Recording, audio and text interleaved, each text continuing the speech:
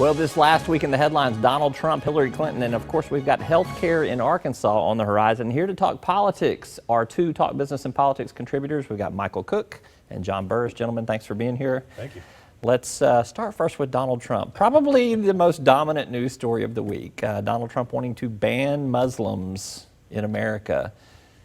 John, I'm going to let you defend that statement first on behalf of the Republican presidential frontrunner. Well, I don't defend the statement. It was a silly statement. And I know folks love to talk about the silly statements that he makes on a weekly basis. It obviously should hurt his campaign. It, to a certain extent, hurts the Republican Party.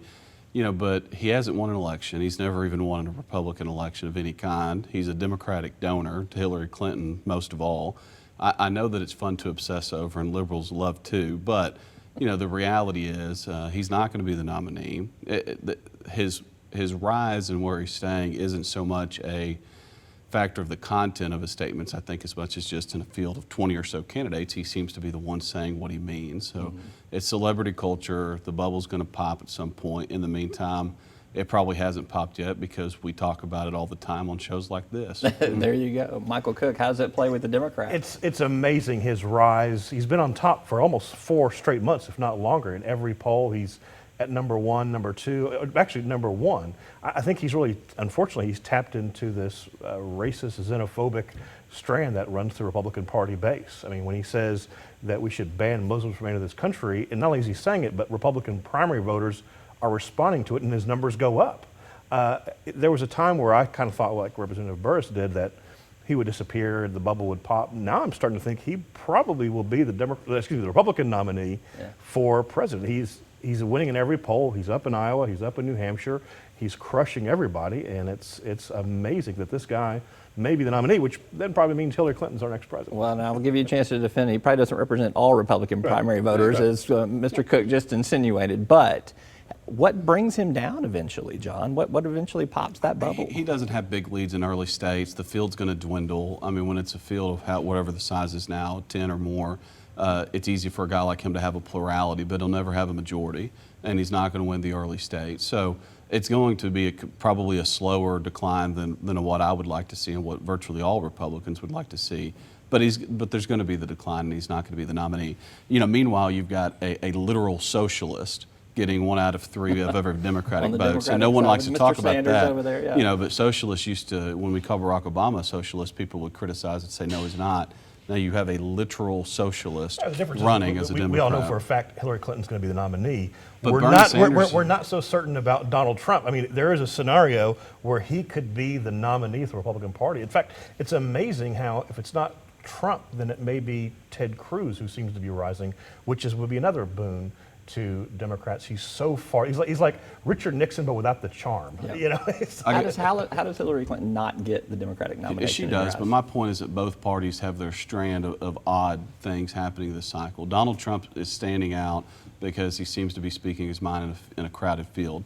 Meanwhile, you have Bernie Sanders getting 1 out of every 3 Democratic votes. He's also speaking out, too, a lot in terms of saying what he means. My point is he's a socialist. Right. He's not dominating like Donald Trump. That's where the Democratic Party is today, and I think going to keep moving. I mean, Donald Trump will be gone from now, but Bernie Sanders represents an ideology that's going to be in the Democratic Party for the long term, because I think Barack Obama probably placed it there. All right, I'll give you a chance to lob your last grenade on the subject.